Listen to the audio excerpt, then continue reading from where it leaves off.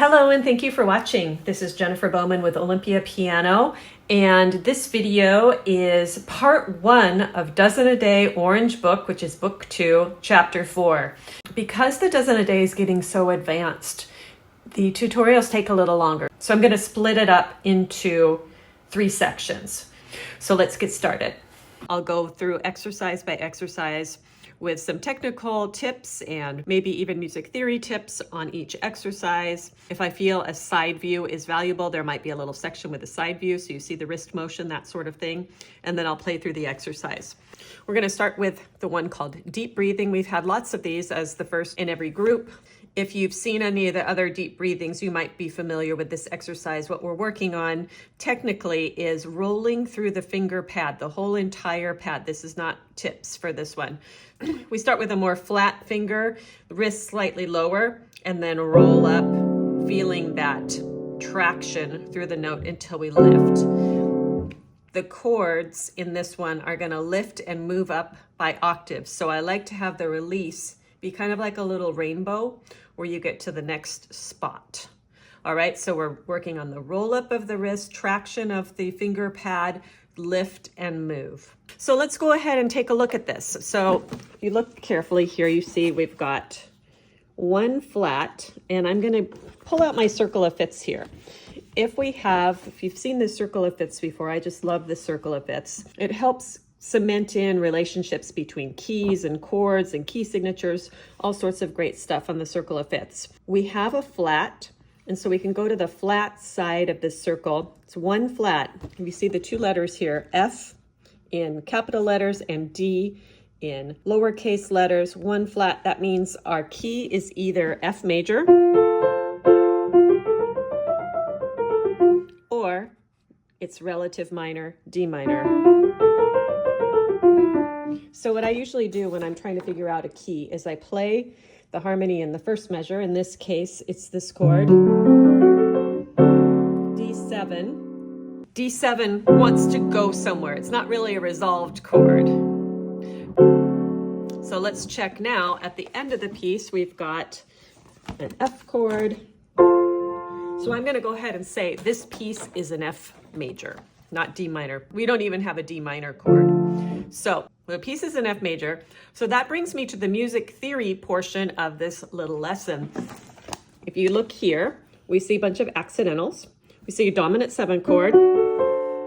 Then in our measures 3 and 4, we have a natural on the B, creating a G7 chord. So 2 chords that aren't even in the key of F. And then our next measure, we have a C7, which is in the key of F. And then finally, measure 7 and 8, F chords. So these would be our 1 chords moving backwards. That is the 5, or the 5/7, in fact, of F. And so I want to bring my circle of fifths out here for just a second, one more time. So F, C is our 5 chord. So the other 2 chords in this piece are G7 and D7. So what Miss Burnham is doing is she's introducing us to a technique that composers and arrangers use all the time, taking chords outside of the key to create tension and movement. She starts with a D7 dominant chord, which leads to a G7, which then pulls to a C7, which is in our key, and then F. So just keep this in the back of your mind as a tool. If you write or arrange music, you can take chords that are outside of the key. These are called secondary dominants. So now 2 more things as we go through this. One is going to be the pedal. So the pedal, this is a great one to work on with the pedal, is that little upside down V there. The pedal will change exactly when the left hand plays that low note. So I'm going to just go through that as we play. Okay, so we're going to start with the D7. Hands are 1 octave apart, thumbs separated by a whole step. Here we go. Pedal goes down, 1, move up, 3, 4, lift and move, 2, 3. Now left hand comes down to G, foot up when hand goes down. So I'll do that again. So we're holding this up here, left hand, finger goes down, foot up, down, then the G chords. 2, rolling up, left hand goes down and finds C, hand goes down, foot goes up and down, C7. Now we're in our key. And then finally we resolve to our 1 chord F, 2, 3, 4, 1, 2, 3, 4. So let's take a look at the side view. We're just going to roll up, start kind of underneath and then roll up. Reset. See how that works? Slow release. Now I just want you to see my foot do the up down. You'll have to listen for my right hand, okay? So I'm going to put the foot down. 1, 2, 3, 4. 1, 2, 3, 4. Up, down. All right, so before I do the playthrough, just explore dynamics that you can do with this. I like to start kind of far away and then grow to the end, so a big crescendo. So I'm going to start, this will be our playthrough together. I'm going to start mezzo piano, and then I'm going to grow to forte. All right, here we go. 1, 2, ready, and 1, 2, 3, 4, 1, 2, 3, little louder, 2, 3, 4, 1, 2, 3, little louder, 2, 3, 4, 1, 2, 3, 4, 1, 2, 3, 4, 1, 2, 3, 4, hands and foot off together. Here is exercise 2, cartwheels. So this one, music theory wise, is the exact same chords as we just had. The only thing that's going to be different is the ending, the fingering. So I'll go over that when we get there. This one features a different technique. We're going to play on the tip portion of the finger, also with a nice focused bridge here. We don't want flat fingers for this. We never want this to cave in. So nice bridge on the tips, firm first knuckles. So there's a few technical things that I'm going to go through with you in this one. Now we've got broken 7th chords, and in order to get these in your fingers, what I like to do is block them. All right, so we're going to play left, right, left, right. Now when the right hand's playing the last one, then the left hand's moving and getting ready for the next one. Cross, and then same thing here. Now take a look at the fingering up here. I think it will work best if the right hand squeezes to 2-4 and the left hand moves up to 1-2-4. So try that, see if that works for you. Okay? So if you keep your hands straight like this and play the notes one at a time, it's a little more difficult to keep that even and secure. So what I like to do is employ the wrist. We've got our fingertips. We're standing up in a position where you can feel where it's gripping. So imagine on your left hand a little piece of string, and it's going to go like this way, and you're going to lift and play through. So down, in, and now the right hand can do one of 2 ways. The right hand can actually go under, so it could pass along, up, down, or the right hand could do the same kind of thing, imagining a string going like this.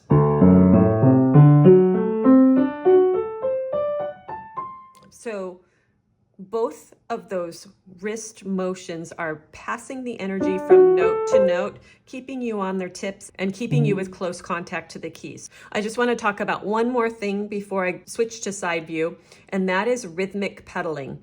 In the previous exercise, we talked about pressing the foot up when the hand goes down and then playing the pedal after. Now, in cartwheels, we have an opportunity to learn a technique called rhythmic pedaling. And I love rhythmic pedaling when I'm first teaching pedaling because it gives you a precise point in which to put the pedal up and down. So at the beginning, we're just going to put the pedal down and not worry about it because it's the same harmony. But right at this moment, on the first G, the left hand will go down, the foot will go up, and then the foot will go back down on the B. Same thing here, up, down, and then try to keep the same rhythm here. Okay? Now here's the pedal for Cartwheels. It's going to be rhythmic pedaling. We'll put it down for the D7. Cross over. Up, down.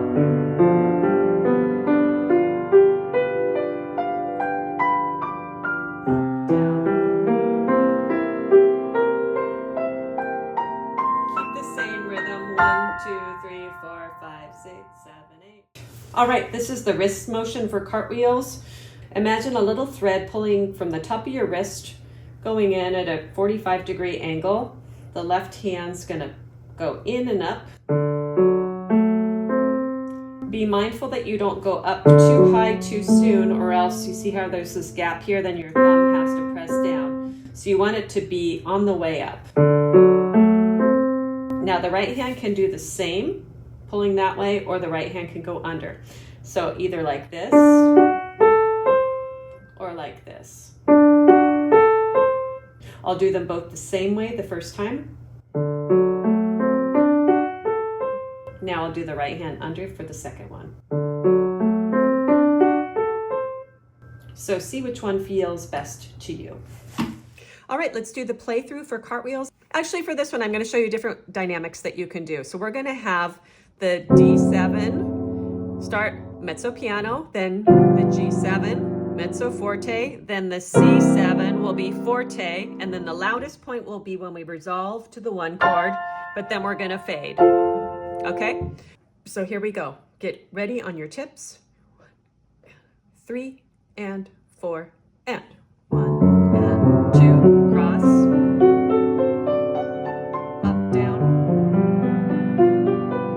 a little louder, up, down,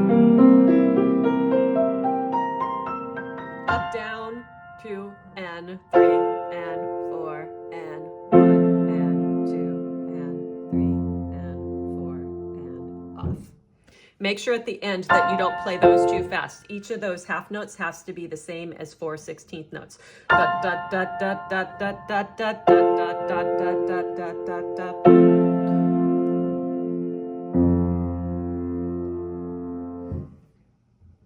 Walking on Stilts, I just saw Lion King on Broadway in New York for the first time, and it was amazing to see all of those actors on stilts with the different animal costumes. Highly recommended if you haven't seen it.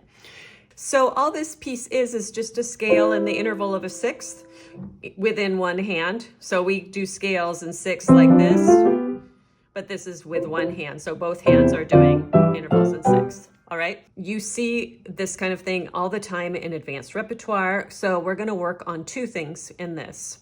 And the first thing is voicing. So we want to work on making the top note a little bit louder. We can do that by practicing first just the top note. And I'm going to use like the whole part of my pinky. I'm not just playing on the tips. I'm going to roll up on the side of it.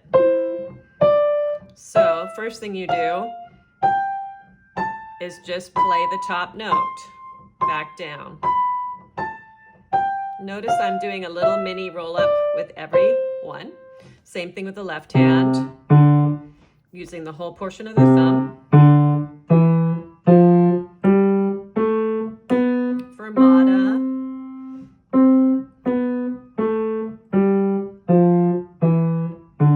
Fermata. Now, when we are practicing voicing, one way I love to do it in a piece, and so I'm going to show you how to do it right here, is I want to have the full focus being on that top note, but I'm going to play the bottom note staccato. So I get used to how much weight I have to give to the top portion of my hand. I'll do the left hand down, same thing. So the left hand's going to angle a little bit this way because we want the weight to go on the thumb. Staccato the bottom.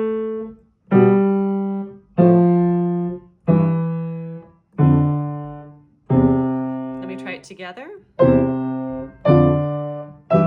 Okay. And then don't play it staccato, but see if you can hear that the top is now louder. All right, so those are the practice tips for this one.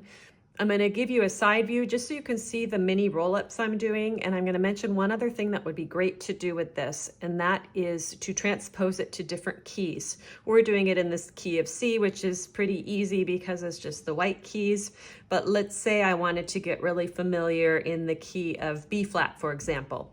So we're just going to go up in 6 using the notes of the B flat scale. So it's as if the top of the hand starting on B flat and the bottom of the hand is starting 3 notes into the scale. See what I mean? And so forth. So I would highly recommend doing this particular exercise in all 12 keys. This is just a quick side view of the roll-ups, the full finger roll-ups for walking on stilts. Reset.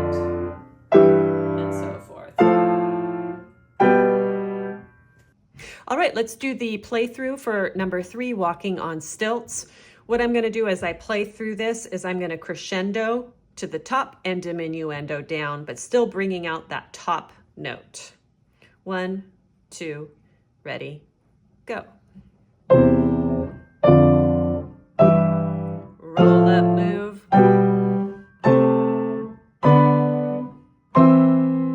Make it dramatic, coming back down.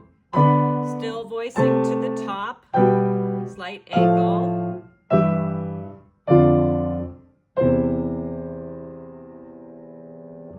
Another scale exercise called walking a tightrope. Also, very common technique in advanced music are these finger switches, and they are written. Mostly when you see them in music, you will see it like this. So it's a 1 number with a little dash, which means switch to, then the second number with a little slur on top. So I call these the silent switch.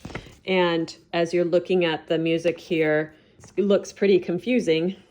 So all this means is the first time through, try finger switching from 2 to 1, and the second time through, switch from 3 to 1.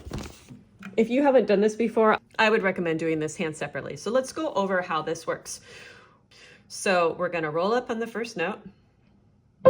Once the thumb gets there to keep the note down, we release and then we reset. Do it again. So it's like roll up, touch, move, roll up, touch, move back down, and so forth. So it's kind of a slow, careful exercise. So left hand kind of goes the opposite way. Check this out. So right hand feels more organic, 2, 1, because 2's on this side of the hand.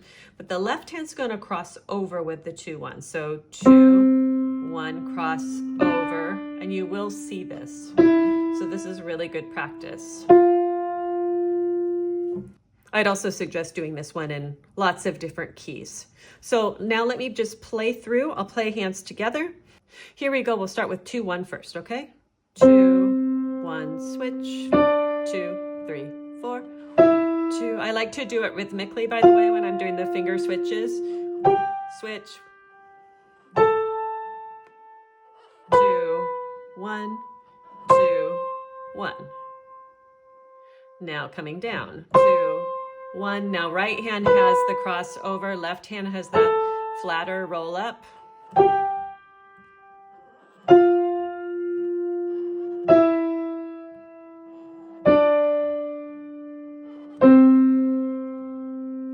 Okay, now we'll do the same thing with 3, 1, 3, 1, switch. Right hand has the flat roll up, left hand has the crossover.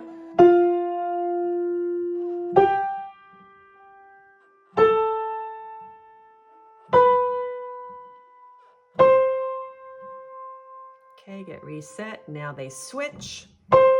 Left hand can be flatter. Right hand has to cross.